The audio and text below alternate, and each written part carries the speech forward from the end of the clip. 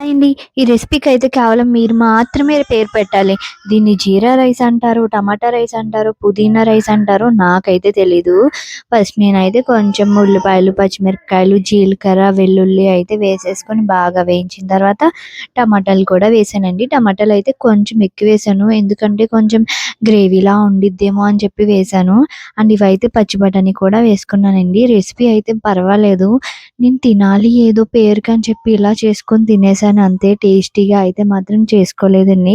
ఎందుకంటే ఆరాధ్యకి బాలేదు. నెక్కి ఏం తినాలో, ఏం తినకూడదో మైండ్‌కి అస్సలు పని చేయలేదు. సో, అందుకే ఇలా తాలింపు పెట్టేసుకొని నేనైతే తినేసాను.